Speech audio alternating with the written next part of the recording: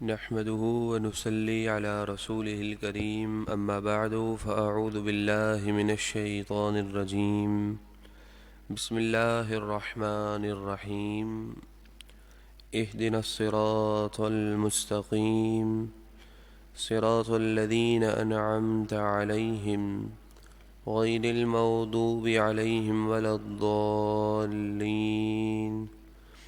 اللهم يا مقلب القلوب ثبت قلوبنا على دينك اللهم يا مصرف القلوب صرف قلوبنا على طاعتك يا رسول الله انظر حالنا يا حبيب الله اسمع قالنا إنني في بحر هم مغرق خذ يدي سهل لنا أشكالنا آمين آمين آمين بجاه النبي الأمين صلى الله عليه وآله وسلم.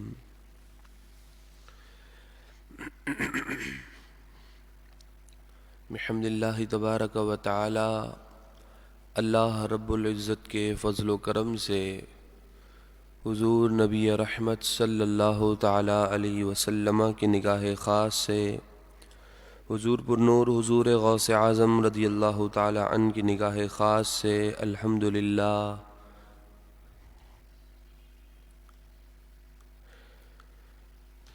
اس سال خوشگوار زندگی کے پروگرام کا 30ویں پارے کا بھی آغاز ہو چکا ہے۔ اللہ تبارک و تعالی سے دعا ہے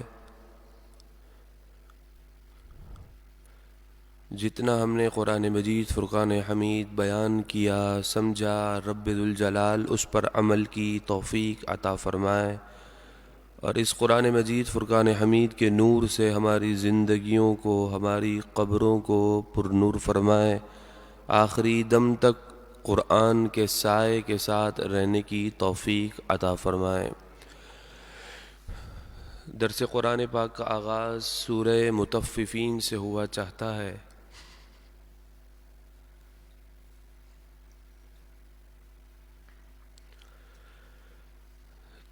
ترتیب کے اعتبار سے اس کا نمبر 83 ہے اور نزول کے اعتبار سے اس کا نمبر 86 ہے۔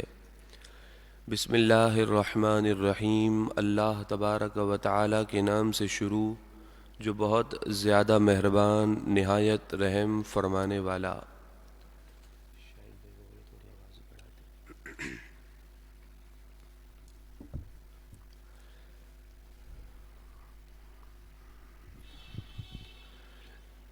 ویل للمطففین،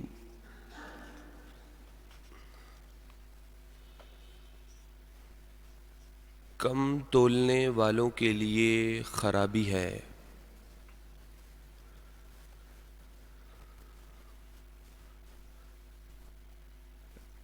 آیت کریمہ کے آغاز سے ہی اللہ تبارک و تعالی نے معاشرے کے اندر جو پائی جانے والی برائیاں ہیں ان برائیوں میں سب سے بری برائی وہ ناپ تول میں کمی ہے۔ اللہ رب العزت نے ابتدا ہی سے فرمایا کہ ان لوگوں کے لیے خرابی ہے، بربادی ہے، تباہی ہے جو ناپ تول میں کمی کرتے ہیں۔ الذین اذا اکتالوا علی الناس یستوفون، جب وہ خود دوسروں سے جا کر لیتے ہیں تو پورا مال لیتے ہیں۔ جب خود پرچیزنگ کرنے جاتے ہیں تو پوری کوشش کرتے ہیں کہ ہمیں دھوکہ نہ ہو، کوئی ہمیں کم مال نہ دے، پوری کوشش کرتے ہیں کہ زیادہ سے زیادہ مال حاصل کریں۔ اور وَإِذَا كَالُوهُمْ أَوْ وَزَنُوهُمْ يُخْسِرُونَ، اور جب اپنے کسٹمرز کو دیتے ہیں، اپنے گاہک کو دیتے ہیں تو گھٹا کر دیتے ہیں، پورا ناپ نہیں دیتے، جو اس کا حق ہے اس کے حق کو توڑ کر دیتے ہیں۔ نبی کریم صلی اللہ تعالی علیہ وسلم جب مدینہ منورہ تشریف لائے تو یہاں کے لوگ مدینہ منورہ کے ابتدا میں خیانت بڑی کرتے تھے، خصوصاً تاجر مال کے لین دین میں جھوٹ بھی بولتے اور ناپ اور تول میں کمی بھی کیا کرتے تھے۔ ان میں ایک شخص تھا ابو جہینہ، جو کہ ان کاموں میں سب سے زیادہ چالاک تھا۔ چنانچہ ان کے رد میں یہ آیت کریمہ اور اس سورت کا نزول ہوا کہ ایسا نہ کرو، جس طرح خود لیتے ہو تو پوری کی تمنا رکھتے ہو، اسی طرح جب اوروں کو دو تو انہیں بھی پورا ان کا حق دو۔ الا یظن اولئک انہم مبعوثون، کیا ان لوگوں کو یہ گمان نہیں کہ انہیں ایک دن اٹھنا ہے؟ انہیں اللہ تبارک و تعالیٰ کے حضور اٹھایا جائے گا۔ لیوم عظیم، ایک عظمت جاہ و جلال والے دن انہیں اٹھنا ہے۔ وہ دن قیامت کا دن ہے، جس روز ایک ایک ذرے کا حساب لیا جائے گا۔ جو الفاظ منہ سے نکل گئے، جو کرامن کاتبین نے لکھ لیے، وہ خود پڑھ کر سنانا ہوگا۔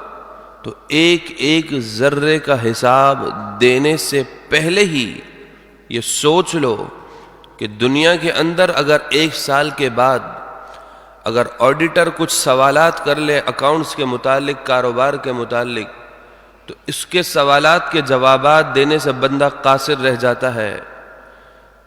ایف بی آر اگر سوالات کر لے تو اس کے سوالات پر بندہ اتنا کامل نہیں ہوتا کہ ان سوالات کے جوابات دے سکے۔ یہ کہاں کی دنیا کی ایف بی آر، یہ کہاں کے دنیا کے آڈیٹر۔ اللہ تبارک و تعالیٰ کے ہاں جب عدالت لگے گی تو جو ایک مرتبہ منہ سے نکل گیا اس کا بھی حساب دینا پڑے گا۔ تو انسان کو غور کرنا چاہیے کہ وہ کتنی بڑی عدالت لگے گی اور پھر وہاں کا معاملہ کیا ہوگا۔ اللہ تبارک و تعالیٰ اس پر نور لمحے کے صدقے ہم تمام پر اپنا خصوصی فضل و کرم والا معاملہ فرمائے۔ یوم یقوم الناس لرب العالمین، جس دن لوگ اپنی قبروں سے نکلنے کے بعد اللہ رب العزت کے حضور کھڑے ہوں گے، جمع ہوں گے۔ کلا ان کتاب الفجار لفی سجین، بے شک کافروں کی لکھت، جو کافروں کا نامہ اعمال ہے، وہ سب سے نچلی زمین، ساتویں زمین کے آخری مقام سجین میں ہے۔ کافر جو کچھ کہہ رہے ہیں وہ بھی لکھا جا رہا ہے۔ آخر ان کا نامہ اعمال کہاں موجود ہے؟ تو کہا ساتویں زمین کے آخری مقام پر، جہاں ابلیس اور اس کے لشکریوں کا محل ہے، وہ سجین کا مقام ہے، یہاں ان کا نامہ اعمال موجود ہے۔ وما ادراک ما سجین، اے مخاطب تو کیا جانے یہ سجین کیا ہے؟ کسی کو معلوم نہیں کہ سجین کیا ہے۔ کتاب مرقوم، وہ ایک اسٹیمپ کیا ہوا، مہر کیا ہوا ایک تحریر نامہ ہے۔ جب کسی خط کے آخر میں اسٹیمپ لگا دی جائے تو اسٹیمپ لگانے کا مطلب یہ ہوتا ہے کہ اب یہ سیل پیک ہے، اب نہ تو اس کے اندر سے کوئی چیز مٹ سکتی ہے نہ ایڈ ہو سکتی ہے۔ تو کفار کا بھی جو نامہ اعمال ہے اس کے اوپر سیل لگا دی گئی ہے، مہر لگا دی گئی ہے، اب نہ کمی ہو سکتی ہے نہ اضافہ ہو سکتا ہے۔ وَيْلٌ يَوْمَئِذٍ لِّلْمُكَذِّبِينَ، اس دن جھٹلانے والوں کے لیے ویل ہے، خرابی ہے، تباہی بربادی ہے۔ کس چیز کو جھٹلانے والے؟ اللہ اور اس کے رسول کو جھٹلانے والے، قرآن کو جھٹلانے والے، دین رسول کو جھٹلانے والے، شرعی احکامات کو جھٹلانے والوں کے لیے ویل، خرابی ہے۔ ایک بات یاد رکھیے گا، کوئی شخص کبھی بھی یہ نہیں کہے گا کہ میں قرآن کو جھٹلاتا ہوں، شرعی حکم کو جھٹلاتا ہوں، کوئی نہیں کہے گا، کوئی کہہ بھی نہیں سکتا۔ کس کے اندر یہ مجال ہے کہ وہ الفاظ کہہ سکے؟ کوئی نہیں کہہ سکتا۔ کہنے سے جھٹلانا مراد نہیں ہوتا، بعض اوقات اپنے اعمال، اپنے کردار سے پتہ چلتا ہے کہ وہ اس اعمال کو کتنا بجا لا رہا ہے اور کتنا جھٹلا رہا ہے۔ تو ہر چیز بولنے سے نہیں ہوتی، کچھ چیز اپنے عمل سے بھی بتاتی ہے۔ کتنے ایسے احباب ہیں کہ جن کو بتایا جائے کہ بھائی قرآن مجید فرقان حمید حدیث طیبہ میں اس طرح ہے، نبی کریم علیہ الصلاۃ والسلام کی شان اور عظمت کو یوں بیان کیا گیا، لیکن ان کو یہ بات سمجھ نہیں آتی۔ وہ کہتے ہیں نہیں، یہ جو تم بات کر رہے ہو یہ جھوٹی ہے، یہ اپنی طرف سے من گھڑت ہے، حدیث موضوع ہے، حدیث ضعیف ہے۔ العیاذ باللہ، رسول اللہ کا فرمان موجود ہے، اور ایک امتی کا تو یہی حق ہونا چاہیے کہ وہ اپنے نبی صلی اللہ علیہ وسلم کی شان کو یہ دیکھے کہ کہاں سے شان مصطفیٰ بڑھ رہی ہے، اسے یہ قبول کرنا چاہیے، نہ کہ صرف رسول اللہ صلی اللہ تعالی علیہ وسلم کی شان کو ہی تسلیم نہیں کرتا، سمجھانے پر بھی نہیں مانتا۔ تو ایسے لوگ یہ جھٹلانے والے لوگوں کی صف میں ہی شامل ہیں۔ الذین یکذبون بیوم الدین، وہ لوگ جو انصاف کے دن کو جھٹلاتے ہیں، قیامت کے منکر ہیں۔ وما یکذب بہ الا کل معتد اثیم، قیامت کے دن کو کون جھٹلا رہا ہے؟ بڑا سرکش، بڑا متکبر اور گناہگار یہ قیامت کے دن کا انکار کرتا ہے کہ قیامت قائم نہیں ہوگی۔ اس کا یہی کانسیپٹ ہے، مر گئے ختم ہو گئے۔ اس کا یہ کانسیپٹ ہے کہ مرنے کے بعد اٹھنا نہیں ہے۔ اذا تتلی علیہ آیاتنا قال اساطیر الاولین، جب ان کے اوپر ہماری آیتیں تلاوت کی جاتی ہیں تو کہتے ہیں یہ تو اگلوں کی کہانیاں ہیں، جو قومیں گزر گئیں یہ تو ان کی کہانیاں ہیں۔ اس کہانی والی کتاب کو کہانی والی کتاب کی طرح سمجھنا چاہیے، ایک افسانے ہیں، ایک خیالات پر مبنی کتاب ہے۔ کلا، کوئی نہیں، ایسا کچھ بھی نہیں ہے۔ یہ قرآن پچھلے لوگوں کے لیے بھی ہدایت تھی اور آج بھی ہدایت کا سرچشمہ ہے، اور قیامت تک لوگ اس سے ہدایت حاصل کرتے رہیں گے۔ یہ تو ان کی اپنی بھول ہے کہ یہ اس کی نسبت غلط طرف کر رہے ہیں، بلکہ حقیقت کیا ہے؟ بل ران علی قلوبہم ما کانوا یکسبون، بلکہ یہ جو برا عمل کرتے ہیں نا، جو ان کے گندے عقائد ہیں، ان برے اعمال اور گندے عقائد کی وجہ سے ان کے دلوں پر زنگ لگ چکا ہے۔ یہ اصل بات ہے کہ اب نصیحت کی بات قبول ہی نہیں کرتے۔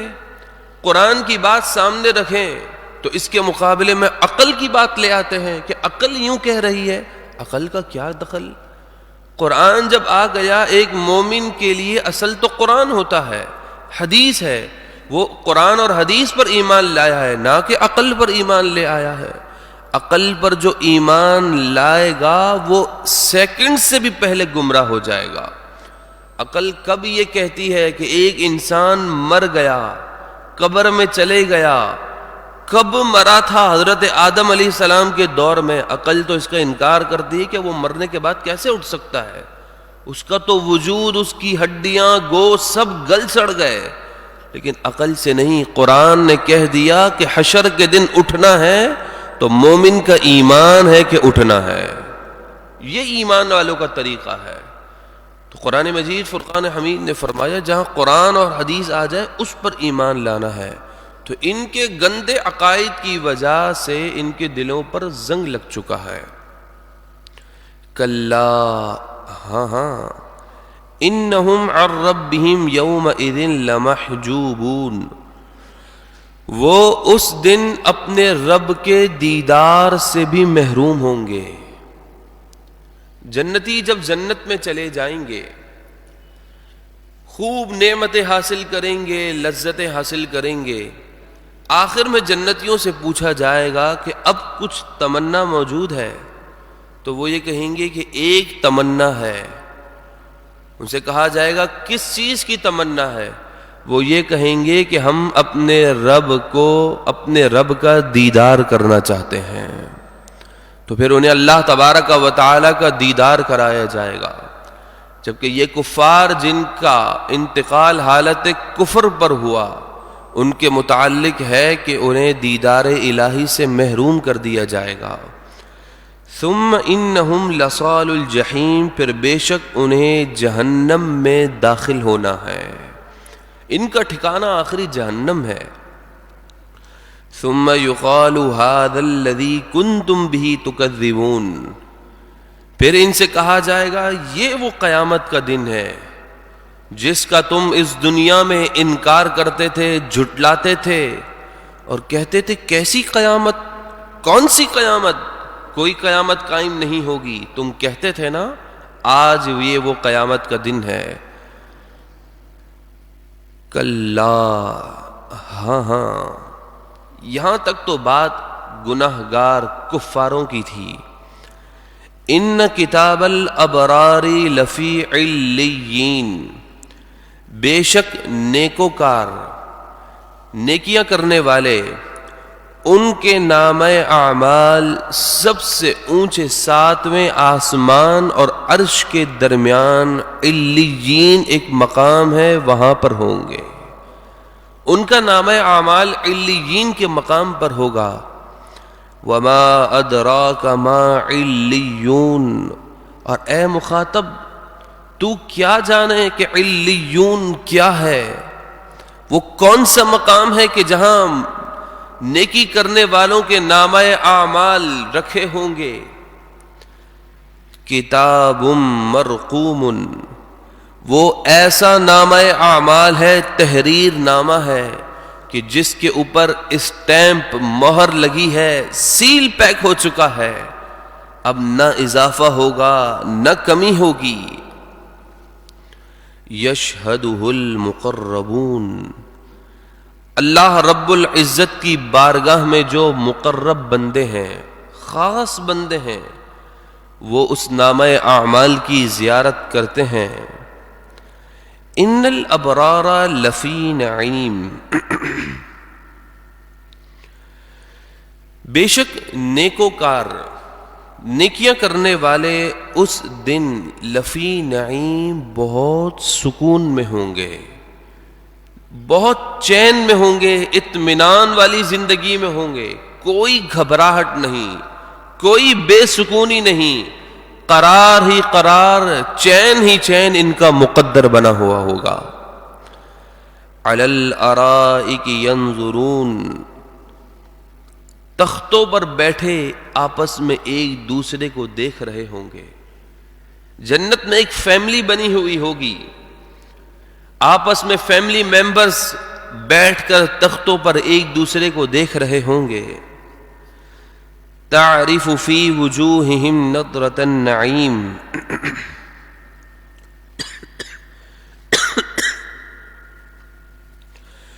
ان کے چہروں سے چین تازگی پہچانی جا رہی ہوگی۔ اتنے سکون میں ہوں گے، اتنے چین میں ہوں گے کہ ان کی چین اور ان کے سکون کا اظہار ان کے چہروں سے ہو رہا ہوگا۔ جب بندہ خوب سکون میں ہوتا ہے، اطمینان میں ہوتا ہے، تو ایک تو دل کے اعتبار سے اطمینان ہوتا ہے۔ جب دل کے اعتبار سے اطمینان ہو اور وہ بہت اوپر لیول کا ہو تو اس کا اظہار چہرے سے پر بھی ہوتا ہے۔ تو جنتی اتنے چین اور اطمینان میں ہوں گے کہ اس چین اور اطمینان کا اظہار ان کے چہروں سے ہو رہا ہوگا۔ یسقون من رحیق مختوم، انہیں ایک خالص پاک شراب، مختوم مہر لگائی ہوئی، اسٹیمپ کی ہوئی، یعنی جنت کی برانڈڈ شراب، پاکیزہ شراب پیش کی جائے گی۔ وہ جنتی اس جنت کے اندر اس خالص پاکیزہ شراب کو نوش فرمائیں گے، پئیں گے. ختامہ مسک، اس شراب کی جو مہر ہے، جو سیل ہے، اس شراب کی جو مہر ہے وہ مشک کی ہے، خوشبو سے معطر ہے. وفی ذلک فلیتنافس المتنافسون. تو چاہیے کہ جو للچانے والے ہوتے ہیں نا، انہیں چاہیے کہ وہ اس چیز کی طرف للچائیں، نیکیاں کریں، اللہ تبارک و تعالی کی اطاعت اور بندگی کریں، خوب نیکیاں کر کے بدلے میں ثواب حاصل کر کے اتنی بڑی نعمتوں کی طرف للچائیں، نہ کہ دنیا کی طرف. دنیا میں اس کے پاس مال ہے، میرے پاس نہیں ہے، تو ساری زندگی اپنے بیٹوں کو اسی کی مثال دے کر کہنا کہ بیٹا اتنی محنت کرنی ہے دنیا میں کہ اس کے پاس جتنا مال ہے ہمیں بھی اتنا مال چاہیے، یہ دنیا داری ہے. دنیا کے اندر اتنا للچانے کا کوئی فائدہ نہیں، یہ دنیا آنے جانے والی چیز ہے. اصل کامیابی تو نیکیوں کے اندر ہونی چاہیے کہ وہ تو تہجد پڑھتا ہے، وہ تو اشراق چاشت اوابین کا پابند ہے، وہ تو نفلی روزے رکھتا ہے، نماز کا پابند ہے. تو ہمیں بھی نماز کی پابندی کرنی چاہیے. ہم نیکیوں کی طرف دیکھنے کے بجائے دنیا کو فالو کرتے ہیں. تو قرآن مجید فرقان حمید نے کہا للچانے والوں کو تو اس کی طرف للچانا چاہیے کہ وہ خوب نیکیاں کریں اور بدلے میں یہ انعام اور اکرام حاصل کریں. وَمِزَاجُهُ مِن تَسْنِيمٍ. جنت کی سب شرابوں میں سب سے اعلیٰ شراب ہے، اس کا نام ہے تسنیم. تو کہا گیا کہ جو جنتیوں کو شراب پیش کی جائے گی اس شراب کے اندر تسنیم شراب کی ملاوٹ کر دی جائے گی. انہیں جو شراب پیش کی جائے گی اس کے اندر تسنیم شراب کی بھی ملاوٹ ہوگی. عَيْنًا يَشْرَبُ بِهَا الْمُقَرَّبُونَ. ہاں، جنت کے اندر بھی کچھ کیٹیگریز ہیں. کچھ جنتی نچلے درجے کے ہیں، کچھ زیادہ نیک ہیں وہ اوپری درجے کے ہیں، کچھ ان سے زیادہ نیک ہیں وہ اوپری درجے کے ہیں. تو جو اللہ تبارک و تعالی کے یہاں خاص مقرب بندے ہیں انہیں جنت کی سب سے اعلیٰ شراب شراب تسنیم خالص پلائی جائے گی، انہیں ملاوٹ نہیں ہوگی.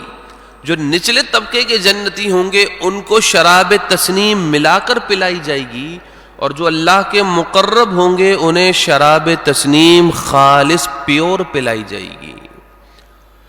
ان الذین اجرموا، بے شک مجرم لوگ، کانوا من الذین آمنوا یضحکون، یہ ایمان والوں کا مذاق اڑاتے تھے، ایمان والوں کے اوپر ہنستے تھے. کون؟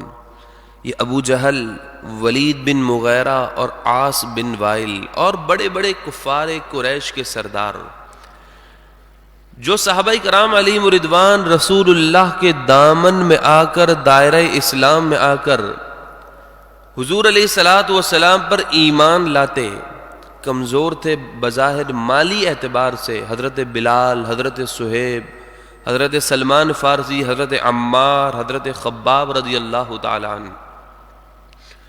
تو جب یہ کمزور مالی اعتبار سے فقیر صحابہ کرام علیہم رضوان رسول اللہ کی بارگاہ میں ایمان لے کر آئے، تو یہ ابو جہل، بڑے بڑے کفاران قریش کے سردار ان کو دیکھ کر ہنستے تھے کہ یہ ایمان لائے ہیں، کیا ان لوگوں کی وجہ سے اب دین اسلام کو تقویت ملے گی؟ ہیٹ نظروں سے دیکھتے تھے، تانے دیا کرتے تھے، مذاق اڑاتے تھے، ہنسا کرتے تھے. حضرت علی رضی اللہ تعالیٰ عنہ ایک مقام سے گزرے تو چند منافقین بیٹھے تھے اور کفاران قریش بیٹھے تھے. حضرت علی اس مقام سے گزرے تو یہ کفار آپ کو دیکھ کر ہنسنے لگے، تانے دینے لگے. جیسے ہی حضرت علی مسجد نبوی میں ابھی پہنچے ہی تھے اور آپ اس وقت تکلیف میں تھے کہ اس وقت دین اسلام پر اتنی غریب الوطنی ہے، آپ تکلیف میں تھے، پریشان تھے، غم میں تھے. ابھی مسجد نبوی میں پہنچے ہی تھے کہ اللہ نے اپنے حبیب کو اس چیز کی اطلاع کر دی کہ حضرت علی اس وجہ سے پریشان ہے، تو آیت کا نزول ہو گیا وَإِذَا مَرُّوا بِهِمْ يَتَغَامَزُونَ، اور جب وہ ان پر گزرتے ہیں تو یہ آپس میں آنکھوں سے اشارے کرتے ہیں، یہ کفار آنکھوں میں اشارے کر کے مسلمانوں کا مذاق اڑاتے ہیں۔ وَإِذَا انْقَلَبُوا إِلَىٰ أَهْلِهِمُ انْقَلَبُوا فَكِهِينَ، اور جب وہ اپنے گھروں کی طرف پلٹتے ہیں تو خوشیاں مناتے ہوئے پلٹتے ہیں کہ کیسا ہم نے مسلمانوں کا مذاق اڑایا، کیسے تانے بازی کی، ان کے ساتھ مذاق اڑانے پر، کھیل کھیلنے پر، تانے دینے پر خوش خوش ہو کر اپنے گھروں کی طرف لوٹ جاتے ہیں۔ وَإِذَا رَأَوْهُمْ، اور جب یہ کفار مسلمانوں کو دیکھتے ہیں نا تو قالوا، کہتے ہیں إِنَّ هَؤُلَاءِ لَضَالُّونَ، یہ کفار صحابہ کو دیکھ کر کہتے ہیں کہ یہ تو گمراہ ہو چکے ہیں۔ العیاذ باللہ، یہاں ایک چیز سمجھنے کی ہے دوستوں، جو رسول اللہ صلی اللہ علیہ وسلم کی صحبت میں رہے، حضور علیہ الصلوۃ والسلام کو دیکھتا بھی رہے، صحابی رضی اللہ تعالی عنہ، یہ کفار ان کو جب گمراہ کہہ رہے ہیں تو دوستوں اس دور کے اندر بھی اگر کوئی حق بیانی کرے، رسول اللہ سے وفاداری کا اعلان کرے، حضور کی عزت اور ناموس پر بات کرے، تو ضروری نہیں کہ قوم اس کے ساتھ کھڑی ہو جائے۔ یہ تو ابتدا سے چل رہا ہے کہ صحابہ کرام علیہم رضوان بلکہ خود رسول اللہ کی مخالفت ہوئی ہے، مخالفت بھی نہیں بلکہ گمراہ ہونے کا فتویٰ بھی ان لوگوں نے لگا دیا، ان کفاران قریش نے، کہ یہ تو گمراہ لوگ ہیں۔ لیکن کسی کے کہنے سے گمراہ کوئی نہیں ہوتا، جس کے پاس دامن رسول ہو جائے، جس کے پاس دامن رسول ہو، وہ شخص کامیاب اور صراط مستقیم پر ہی ہوتا ہے۔ وَمَا أُرْسِلُوا عَلَيْهِمْ حَافِظِينَ، اور یہ کچھ ان پر نگہبان بنا کر نہیں بھیجے گئے۔ یہ کفار مسلمانوں پر نگہبان نہیں ہے کہ کفار مسلمانوں کے اعمال کو بھی چیک کریں، ان کے احوال کو چیک کریں، ان کی روزمرہ زندگی کو چیک کریں، یہ ان کے نگہبان نہیں ہے۔ ہونا تو یہ چاہیے کہ کفار ان کو دیکھ کر مسلمان ہو جائیں، نہیں ہوتے، یہ ان کا اپنا قصور ہے، تو یہ ان پر نگہبان نہیں ہے۔ لیکن وہ اس دنیا کے اندر مسلمانوں پر ہنسی کر رہے تھے، مذاق اڑا رہے تھے۔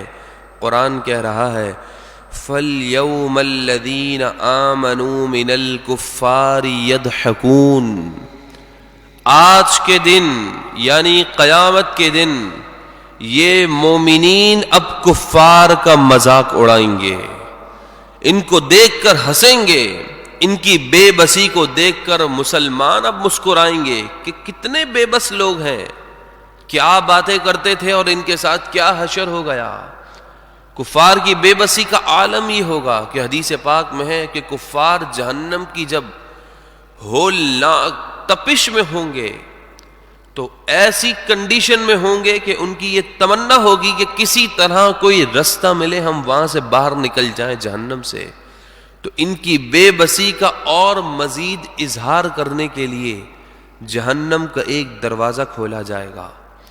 انہیں وہ جیسے ہی جہنم کا دروازہ نظر آئے گا اس کی طرف لپکیں گے کہ جا کر باہر نکلیں، جیسے ہی اس کے قریب آئیں گے یہ دروازہ بند ہو جائے گا، جیسے ہی بند ہوگا ان کی بے بسی کا اظہار ہوگا، وہاں مسلمان ہنس رہے ہوں گے ان پر کہ دیکھا ہم پر دنیا میں ہنستے تھے نا، آج اس ہنسی کا بدلہ ہم یوں چکا رہے ہیں۔ علی الارائک ینظرون، تختوں پر بیٹھے ایک دوسرے کو دیکھ رہے ہوں گے، کفار ان کی نظروں کے سامنے ہوں گے، مسلمان دیکھ دیکھ کر ہنس رہے ہوں گے۔ هل ثوب الکفار ما كانوا يفعلون،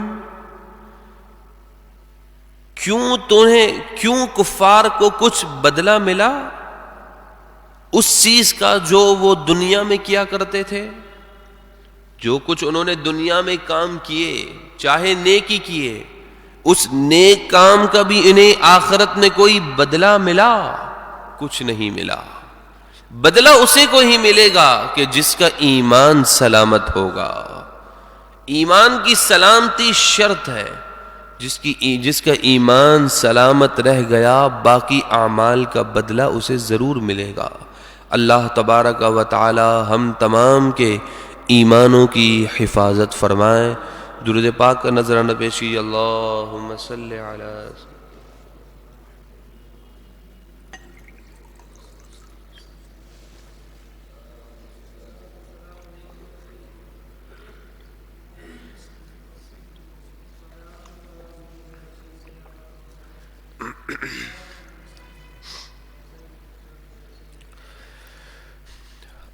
اگلی سورت کا آغاز ہے سورۃ الانشقاق. مکی سورت ہے، ہجرت سے پہلے اس کا نزول ہوا.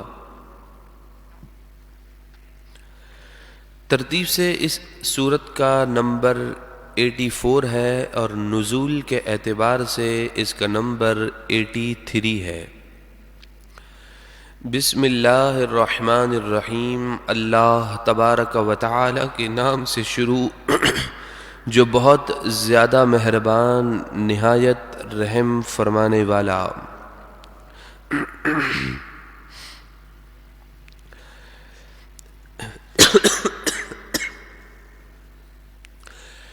اذا السماء انشقت.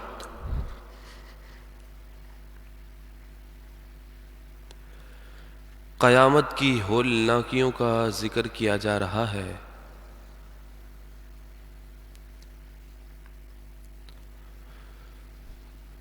ذرا تصور تو کیجئے، قدرتی آفات میں سے اگر اچانک زلزلہ آ جائے اور زمین صرف 5 سیکنڈ کے لیے ہل جائے تو خوف کا یہ عالم ہوتا ہے کہ انسان اپنے اوسان کو خطا کر بیٹھتا ہے. کچھ سمجھ نہیں آ رہا ہوتا.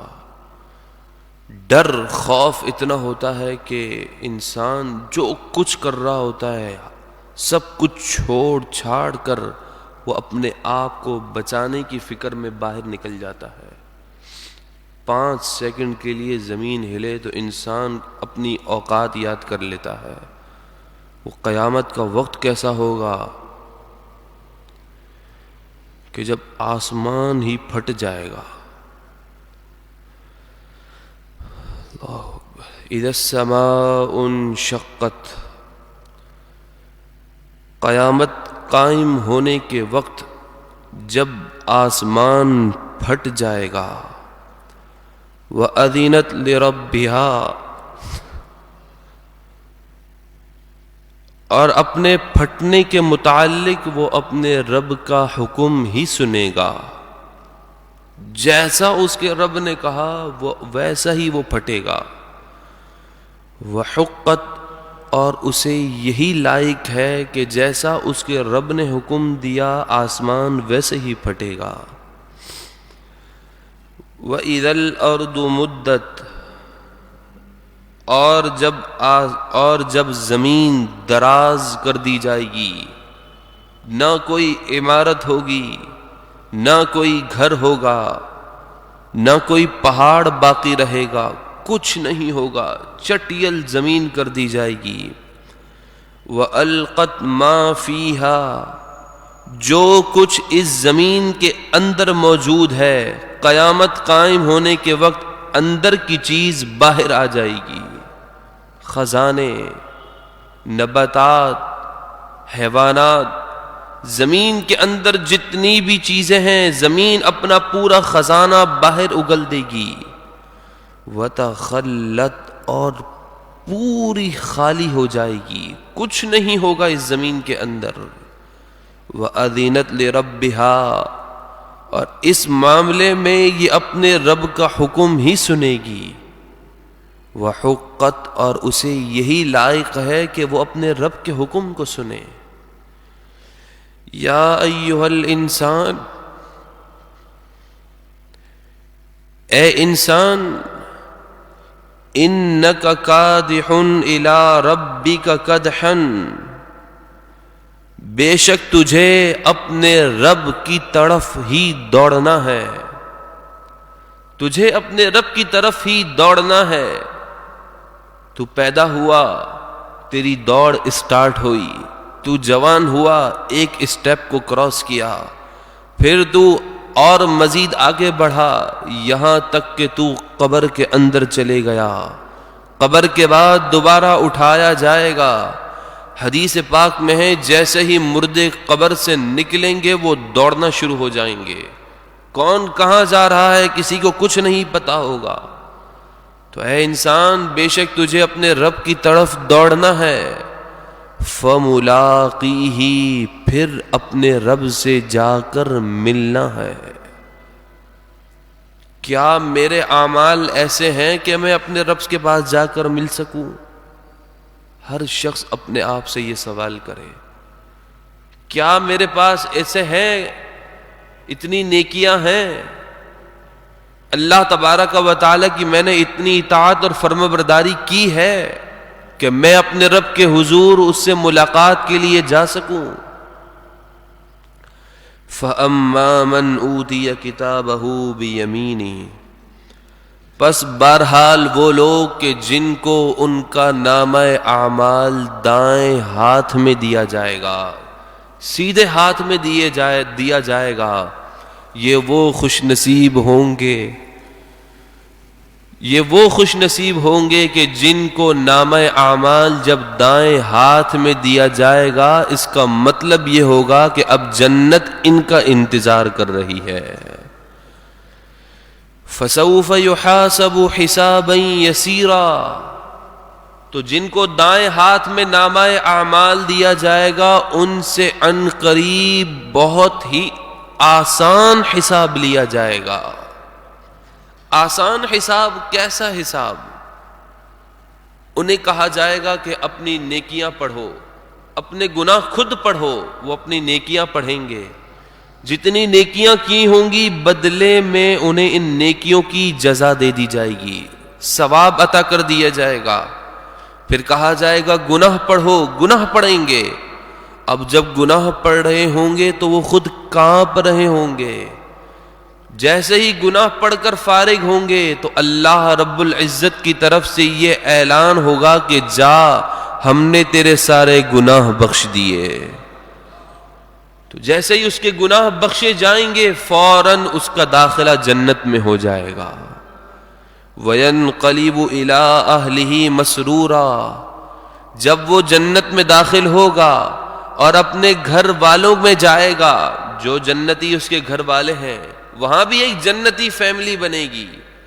جنتی فیملی کے اندر جیسے ہی جائے گا مسرورا، سرور میں آ جائے گا، خوش ہو جائے گا، اپنوں سے ملے گا اور مزید خوشی میں اضافہ ہو جائے گا۔ جنت میں جانے کی الگ خوشی ہوگی، اپنوں کو دیکھے گا تو خوشی میں اضافہ ہو جائے گا۔ ہاں، وَأَمَّا مَنْ أُوتِيَ كِتَابَهُ وَرَاءَ ظَهْرِهِ، بہرحال وہ لوگ کہ جن کو ان کا نامہ اعمال ان کی پیٹھ کو پھاڑ کر دیا جائے گا۔ جو جہنمی ہوں گے ان کو نامہ اعمال کیسے دیا جائے گا؟ ان کے دائیں ہاتھ کو ان کی گردن کے پیچھے یوں باندھ دیا جائے گا،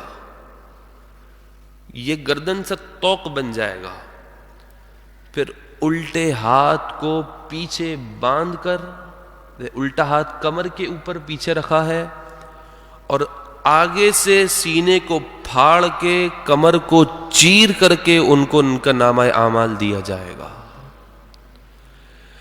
العیاذ باللہ، اللہ رب العزت ہم تمام کی ایمانوں کی حفاظت فرمائے، نامہ اعمال دائیں ہاتھ میں نصیب فرمائے، کل بروز قیامت رسول اللہ کی شفاعت عظمی نصیب فرمائے۔ اور ہمیں بقیہ زندگی نیک اعمال کی توفیق عطا فرمائے، ہمارے گناہوں کو معاف فرمائے، گناہ پر سچی توبہ کرنے کی توفیق عطا فرمائے۔ تو کہا ان کی کمر کو پھاڑ کر کے ان کو نامہ اعمال پیش کیا جائے گا۔ جب وہ اپنی اس کنڈیشن کو دیکھیں گے تو پہچان لیں گے کہ اب ہمارا ستیہ ناس ہو چکا ہے، اب جہنم ہمارا انتظار کر رہی ہے۔ فَسَوْفَ يَدْعُو ثُبُورًا، تو اب وہ اس حالت کو دیکھنے کے بعد موت کی تمنا کریں گے کہ ہمیں بس موت آ جائے، موت بہتر ہے لیکن ہم یہ چیز برداشت نہیں کر سکتے، تو وہ موت کی تمنا کریں گے۔ لیکن کیا ہوگا؟ نہ موت ہے، نہ چھٹکارا ہے۔ وَيَصْلَىٰ سَعِيرًا، اور انہیں بھڑکتی آگ میں ڈال دیا جائے گا، اور انہیں بھڑکتی آگ میں داخل کر دیا جائے گا۔ إِنَّهُ كَانَ فِي أَهْلِهِ مَسْرُورًا، کہ بے شک یہ جہنمی تو دنیا کے اندر اپنے گھر والوں میں بڑا خوش تھا، اور کہتا تھا کہ نہ موت آئے گی، موت آ بھی گئی تو موت کے بعد اٹھنا نہیں ہے، اگر اٹھ بھی گئے تو ہم اللہ کے اتنے پیارے ہیں کہ رب ہمیں جہنم نہیں دے گا۔ بڑی بڑی تمنائیں آرزوؤں میں زندگی گزار دی، بڑے ان کے پاس خیالات تھے، دنیا کی زندگی میں بڑا خوش تھا۔ إِنَّهُ ظَنَّ أَن لَّن يَحُورَ، وہ تو یہ اس دنیا میں سمجھتا تھا کہ اسے اپنے رب کی طرف آنا ہی نہیں ہے، رب کی طرف پلٹنا ہی نہیں ہے، پھرنا ہی نہیں ہے۔ بلا، ہاں کیوں نہیں، یہ کس نے کہہ دیا کہ رب کی طرف آنا نہیں ہے؟ رب کی طرف آنا بھی ہے۔ جب تک دنیا میں ہو یہ نظریہ ذہن میں بٹھا لو، کیا؟ ان ربہ کان بہ بصیرا، کہ بے شک اس کا رب اسے دیکھ رہا ہے۔ رب کی نظروں سے غائب نہیں ہو سکتے، اوجھل نہیں ہو سکتے۔ رب جہاں بھی ہو، جہاں کوئی نہیں ہے وہاں اللہ دیکھ رہا ہے۔ فلا اقسم بالشفق، مجھے قسم ہے شام کے اجالے کی۔ شام کے وقت جو ایک حسین منظر ہوتا ہے، روشنی جا رہی ہوتی ہے، اس اجالے کی قسم۔ واللیل، اور رات کی قسم۔ وما وسق، اور جو رات میں چیزیں جمع ہوتی ہیں ان کی قسم۔ جب دن چڑھتا ہے تو پرندے منتشر ہو کر اپنا رزق تلاش کرتے ہیں، جب رات ہوتی ہے تو جمع ہو جاتے ہیں اپنے گھروں کی طرف، اپنے بلوں کی طرف، اپنے گھونسلوں کی طرف۔ تو قرآن کہہ رہا ہے رات کی قسم، اور جو رات میں سب چیزیں جمع ہو جاتی ہیں ان پرندوں کی قسم، ان جانوروں کی قسم۔ والقمر اذا اتسق، اور اس چاند کی قسم جب وہ پورا ہو جائے، اپنی روشنی میں کامل ہو جائے، اس کا نور مکمل ہو جائے۔ 13ویں 14ویں اور 15ویں کے چاند کی قسم۔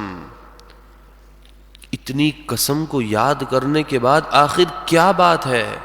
کہا لَتَرْكَبُنَّ طَبَقًا عَن طَبَقٍ، اے مخاطب جان لے، ضرور بالضرور تم منزل بمنزل چڑھتے رہو گے، اسٹیپ بائی اسٹیپ تمہارا سلسلہ آگے چلتا رہے گا، پیدائش سے لے کر مردہ جب قبر میں جاتا ہے اس وقت تک، پھر جب تم قبر سے نکالے جاؤ گے وہ بھی اس اسٹیپ میں شامل ہے، تم منزل بمنزل قریب ہوتے جاؤ گے۔ فما لهم لا یؤمنون، ان لوگوں کو کیا ہو گیا ہے، کیوں ایمان نہیں لاتے؟ آخر کیا ایسی وجہ ہے؟ اللہ تبارک و تعالیٰ کی اتنی قدرتیں نہیں دیکھ رہے؟ اس کی نشانیوں کو نہیں دیکھ رہے؟ یہ چاند، یہ سورج، یہ پہاڑ، یہ زمین، یہ آسمان اس کی قدرتیں ہیں، ان سے نفع تو لے رہے ہیں لیکن ایمان نہیں لا رہے، رب کی نافرمانی کر رہے ہیں۔ لیکن رب کی کرم نوازی تو دیکھو کہ سورج اس کے گھر بھی طلوع ہو رہا ہے، سورج اپنی روشنی اس کے گھر بھی دے رہا ہے جس کے گھر میں اللہ کے ساتھ شرک ہو رہا ہے۔ جو کافر ہیں سورج سے فائدہ وہ بھی اٹھا رہے ہیں، زمین ان کے لیے تنگ نہیں ہوئی، ایسا نہیں ہوا کہ پاؤں رکھا تو دھس گئے، نہیں، رب کی کرم نوازی انہیں بھی ہے، تو ان کو کیا ہو گیا ہے، کیوں ایمان نہیں لا رہے؟ وَإِذَا قُرِئَ عَلَيْهِمُ الْقُرْآنُ لَا يَسْجُدُونَ، اور جب ان کے اوپر قرآن کریم کی تلاوت کی جائے، کوئی آیت تلاوت کی جائے، لا یسجدون، وہ سجدہ کیوں نہیں کرتے؟ یہ کفار کی حالت ہے۔ نبی کریم صلی اللہ تعالی علیہ وسلم پر آیت نازل ہوئی سورہ علق، سورہ اقرا کی سورت جس کے اندر 14واں سجدہ ہے، قرآن مجید فرقان حمید کا۔ جیسے ہی وہ آیت نازل ہوئی تو مسلمان سجدہ ریز ہو گئے، کفار نے جب دیکھا تو مسلمانوں کا مذاق اڑایا، تو بدلے میں یہ آیت نازل ہوئی کہ ان پر بھی تو قرآن کی تلاوت کی گئی تو وہ سجدہ کیوں نہیں کرتے؟ یہ تو کفار ہیں، لیکن مسلمان تو یہ ہیں کہ جیسے ہی آیت تلاوت کو سنتے ہیں اللہ کے حضور سجدہ ریز ہو جاتے ہیں۔ انشاءاللہ ہم آخر میں سجدہ تلاوت ادا کریں گے۔ قرآن مجید فرقان حمید میں کل 14 سجدے ہیں، ان میں سے یہ 13واں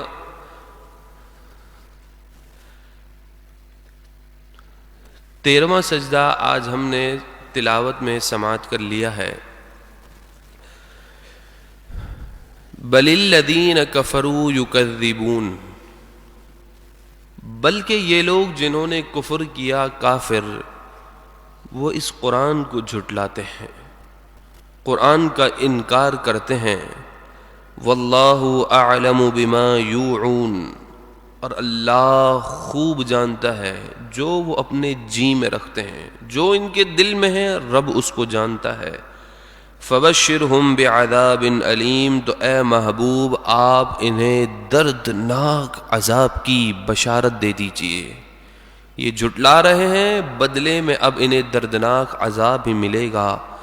ہاں، الا الذین آمنوا، مگر وہ لوگ جو ایمان لائے، اللہ اور اس کے رسول پر صحیح طرح ایمان لائے، جیسے ایمان صحابہ لائے۔ صحابہ کے ایمان کو معیار قرار دیا ہے قرآن نے کہ ان کی طرح ایمان لاؤ، تو جو صحابہ کی طرح ایمان لائیں، وعملوا الصالحات، اور اپنی زندگی انہوں نے نیکیوں سے بھر دی، نیک اعمال کیے، لہم اجر غیر ممنون، تو انہیں ایسا ثواب دیا جائے گا جو کبھی ختم نہ ہوگا۔ اتنی ڈھیروں برکتیں، انعام، اکرام، نوازشات انہیں عطا کی جائیں گی۔ اللہ تبارک و تعالی ہمیں بھی ایمان کی سلامتی اور نیک اعمال کی توفیق عطا فرمائے، آمین۔ باواز بلند درود پاک کا نذرانہ پیش کیجیے، اللہم صلی علی محمد۔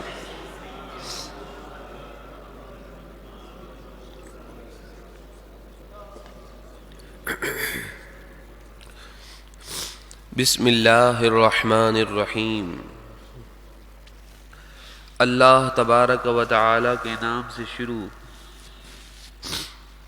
جو بہت زیادہ مہربان، نہایت رحم فرمانے والا۔ سورۃ البروج مکیہ، سورہ بروج مکی ہے، ترتیب کے اعتبار سے اس کا نمبر 85 اور نزول کے اعتبار سے اس کا نمبر 27 ہے۔ والسماء ذات البروج، قسم اس آسمان کی جس آسمان میں کئی برج ہیں،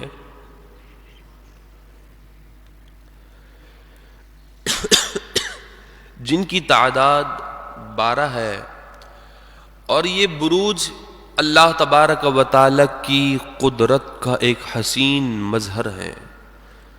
والیوم، اور اس دن کی قسم جس کا وعدہ کیا گیا ہے، یعنی قیامت کے دن کا۔ الموعود، اور اس دن کی قسم جو گواہ ہے۔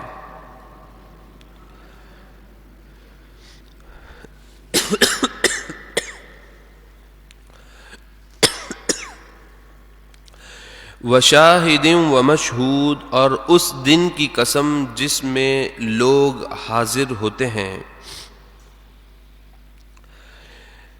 آدمی بھی حاضر ہوتے ہیں، فرشتے بھی حاضر ہوتے ہیں۔ اس سے مراد روز عرفہ، میدان عرفات کا دن ہے، یعنی میدان عرفات کے دن کی قسم۔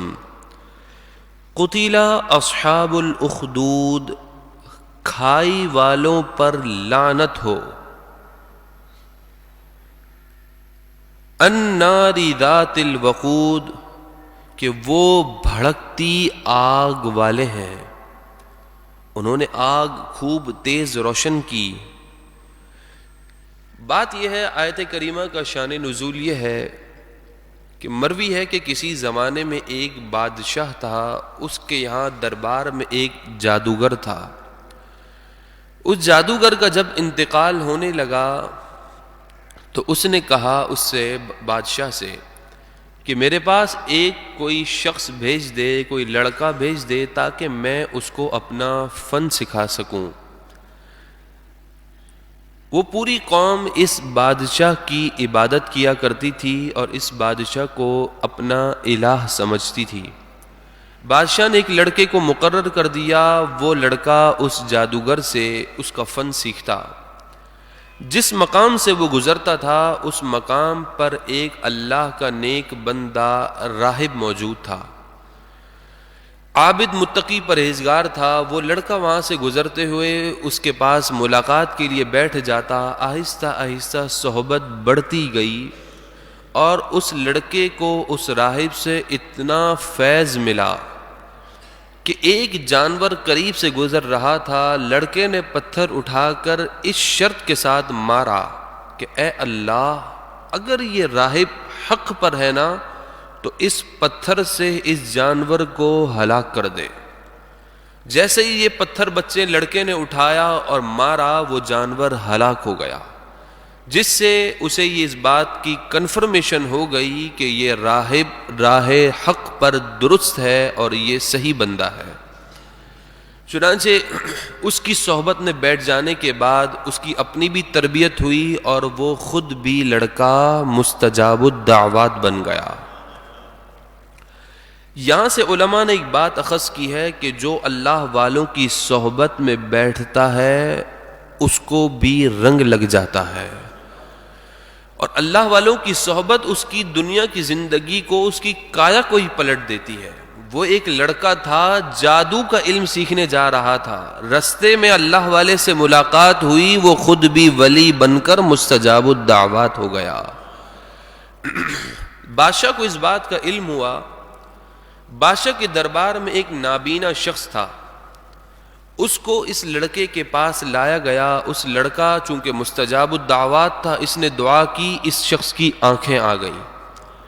بادشاہ کو جب اس چیز کا علم ہوا تو اس نے کہا کہ تیرے پاس یہ آنکھیں کہاں سے آ گئیں؟ تو اس نے بتایا کہ اس لڑکے کے ذریعے آئیں۔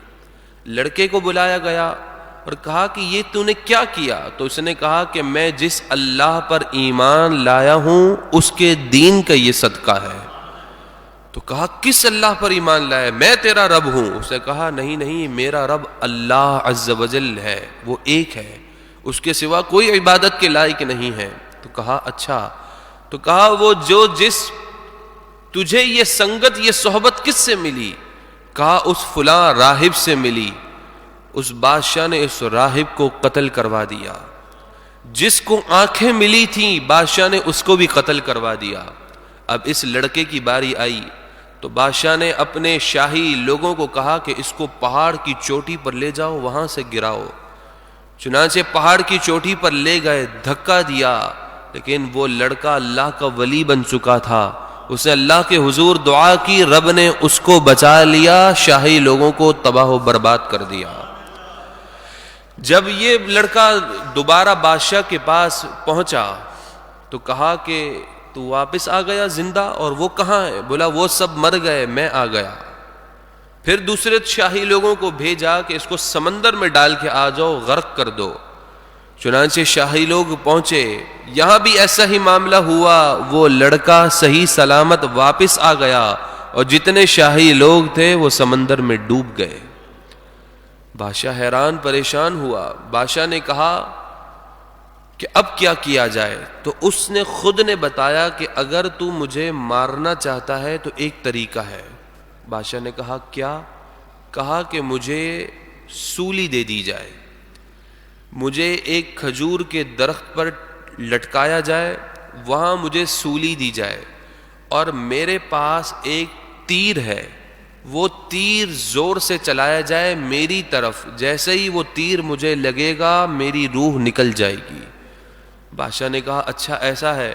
چنانچہ یہ انتظام کیا گیا، سولی دی گئی، تیر جیسے ہی چلایا گیا تو جیسے ہی تیر چلا، تیر لگا تو اس لڑکے کی جو کہ اللہ کا ولی تھا، اس کی روح پرواز کر گئی اور اس کا انتقال ہو گیا۔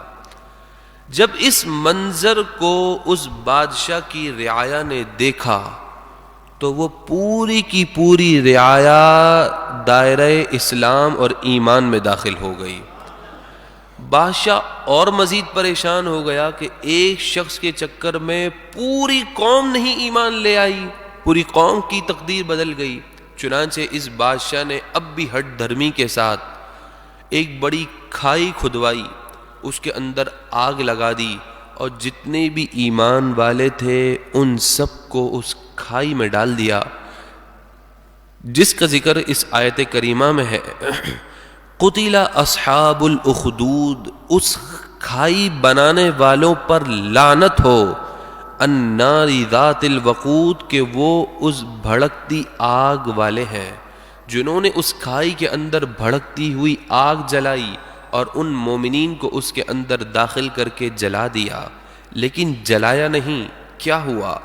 اذ ہم علیہا قعود، جب وہ کھائی والے اس کھائی کے کنارے بیٹھے ہوئے تھے، وَهُمْ عَلَى مَا يَفْعَلُونَ بِالْمُؤْمِنِينَ شُهُودٌ، اور وہ خود گواہ ہیں جو کچھ وہ مسلمانوں کے ساتھ کر رہے تھے، جو کچھ وہ کر رہے تھے وہ خود اپنے کیے ہوئے پر گواہ ہیں۔ اللہ کی شان دیکھیے، جب اس کھائی کے اندر آگ جلا دی گئی، وہ کھائی والے اس کھائی کے کنارے پر بیٹھے تھے کہ اللہ تبارک و تعالی کی شان یہ ہے کہ اس کھائی کی چند چنگاریاں ان لوگوں کو جیسے ہی لگیں، ان کے اندر ایسا ہو گیا کہ اس پوری آگ کا اثر ان کے اوپر ظاہر ہو گیا، اور وہ سب کے سب جل کر مر گئے۔ جتنے لوگوں نے آگ جلائی تھی، جتنے بادشاہ کے لوگ تھے، وہ سب کے سب اس کھائی کے اندر گر گئے اور سب کے سب جل کر مر گئے۔ وَمَا نَقَمُوا مِنْهُمْ إِلَّا أَن يُؤْمِنُوا بِاللَّهِ الْعَزِيزِ الْحَمِيدِ، اور انہیں مسلمانوں کا یہی برا لگانا کہ وہ اللہ پر ایمان لے آئے، وہ اللہ جو کہ عزت والا، لائق حمد ہے، لائق تعریف ہے۔ تو یہ مومنین اللہ پر ایمان لے آئے تو انہیں یہی بات بری لگی نا کہ وہ اللہ پر کیوں ایمان لائے۔ اللہ کی شان تو یہ ہے، الذی لہ ملک السماوات والارض، وہ ذات کہ جس کے لیے زمین اور آسمان کی بادشاہت ہے، واللہ علی کل شیء شہید، اور اللہ ہر چیز پر گواہ ہے۔ ان الذین فتنوا المؤمنین والمؤمنات، بے شک جنہوں نے مسلمانوں کو تکلیف دی، مردوں اور عورتوں کو، مسلمان مرد اور عورتوں کو تکلیف دی آگ جلا کر، ثم لم یتوبوا، پھر انہوں نے توبہ بھی نہ کی، ایمان بھی نہ لائے، حالت کفر میں ہی ان کا انتقال ہوا، تو فلہم عذاب جہنم، تو ان کے لیے جہنم کا عذاب ہے، وَلَهُمْ عَذَابُ الْحَرِيقِ، اور ان کے لیے آگ کا عذاب ہے۔ ہاں، ان الذین آمنوا، بے شک وہ لوگ جو ایمان لائے، وعملوا الصالحات، اور پاکیزہ زندگی گزاری، نیک اعمال والی زندگی گزاری، لہم جنات تجری من تحتها الانہار، تو ان کے لیے وہ باغات ہیں، ایسے حسین و جمیل ہیں وہ باغات کہ ان باغات کے نیچے تیزی کے ساتھ نہریں جاری و ساری ہیں۔ تو جو اللہ رب العزت پر ایمان لا کر نیک اعمال کرنے والے ہیں انہیں یہ بدلہ دیا جائے گا۔ ہاں، اب اصل بات آ رہی ہے، ذالک الفوز الکبیر، یہ بہت بڑی کامیابی ہے۔ کامیابی عزت بنانے میں، بینک بیلنس کھڑا کرنے میں، بڑے بڑے گھر بنانے میں، بڑی بڑی گاڑیاں لے لینے میں، یہ دنیا کی کامیابی دنیا والوں کی نظر میں۔ اور جب بھی آپ دنیا والوں کے لیے کریں، دنیا والے آپ کو کامیاب سمجھیں گے کب؟ کوئی کسی کو اپنے سے بڑا ہوتے ہوئے دیکھنا چاہتا ہے؟ نہیں چاہ سکتا۔ آپ کوشش جتنی بھی کر لیں، دنیا والے آپ کو کامیاب کہیں گے ہی نہیں، جو کہے گا اس کا اپنا بھی مطلب ساتھ موجود ہوگا۔ تو کامیابی دنیا کے اندر یہی ہے کہ اعمال اچھے کر لیں اور آخرت میں یہ لے لیں۔ تو قرآن کہہ رہا ہے یہ بڑی کامیابی ہے۔ ان بطش ربک لشدید، بے شک آپ کے رب کی پکڑ ظالموں کے لیے بڑی سخت ہے۔ جو ظلم کرتا ہے نا، وہ کبھی یہ نہ سمجھے کہ میں بچ جاؤں گا، کوئی بھی ہو۔ اگر کوئی سیٹھ اپنے ملازم پر ظلم کر رہا ہے، ناجائز کام کروا رہا ہے، بے تحاشا کام لینے کے بعد اس کو اس کی اجرت صحیح وقت پر صحیح نہیں دے رہا، کسی لحاظ سے کسی پر ظلم ہو رہا ہے، یاد رکھیے گا ان بطش ربک، براہ راست کہا ربک، آپ کے رب کی پکڑ۔ رب کی پکڑ کا کون اندازہ لگا سکتا ہے؟ رب کی پکڑ ہو، پھر قرآن یہ بھی کہہ دے شدید اور لشدید، ایک تو ہے شدید، بڑی سخت ہے، اس کے اوپر لام داخل ہے، اس کا مطلب ہے اور مزید بڑی سخت ہے۔ ہو رب کی پکڑ سخت ہو، پھر اور مزید سخت ہو، تو انسان کے اندر یہ طاقت نہیں کہ وہ رب کی پکڑ کو برداشت کر سکے، تو بہتر ہی یہی ہے کہ انسان ظالم نہ بنے بلکہ لوگوں کا خیر خواہ بن جائے۔ انہو ہوا یبدئ ویعید، کہ بے شک وہ رب ہے جس نے پہلے پیدا کیا اور وہ بعد میں بھی پیدا کرے گا، قبروں سے نکالے گا۔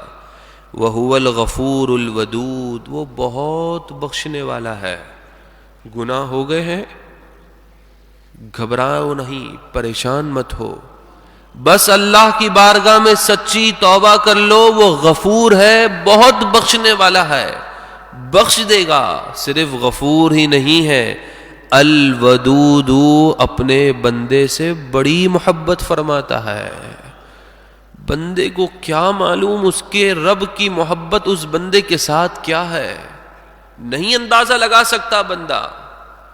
یہ بات کافی نہیں ہے رب کی محبت کے لیے کہ ہم سارا دن گناہ کرتے ہیں پھر بھی ہمارے اعضاء سلامت ہیں، یہ محبت ہی تو ہے۔ تو الودود بڑی سخت محبت بھی فرماتا ہے۔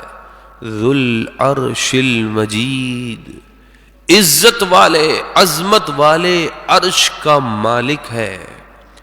فعال لما یرید، جو چاہتا ہے کر دیتا ہے، جس کو چاہے روزی دے، عزت دے، جس کو چاہے جو کچھ دے دے، سب کچھ وہ کرتا ہے۔ هل اتاک حدیث الجنود، اے محبوب کیا آپ کے پاس لشکر والوں کی خبر نہ آئی؟ کون لشکر والے؟ کہ جو حضرت موسیٰ، حضرت عیسیٰ، بڑے بڑے انبیاء علیہ الصلوۃ والسلام کے مقابلے میں آئے، کیا ان کی خبر نہ آئی؟ وہ کون ہے؟ فرعون ہے۔ وثمود، قوم سمود کے بڑے بڑے نافرمان حضرت صالح کے مقابلے میں نہیں آئے، ان کی خبریں آپ کے پاس آ چکی ہیں۔ یہ سب کون ہیں؟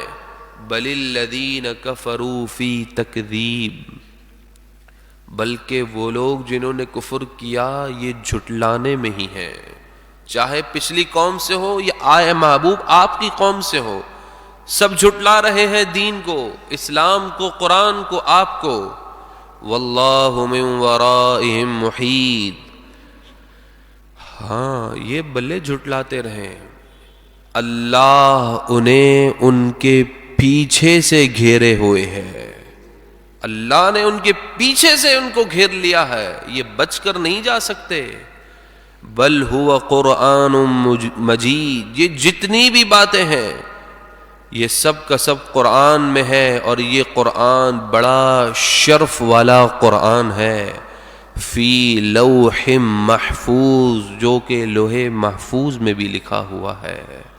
اللہ تبارک و تعالی ہمیں صحیح معنوں میں عملی زندگی کے اندر نیکیاں کرنے کی توفیق عطا فرمائے۔ درود پاک کا نذرانہ پیشی، اللہم صلی علی سیدنا مولانا۔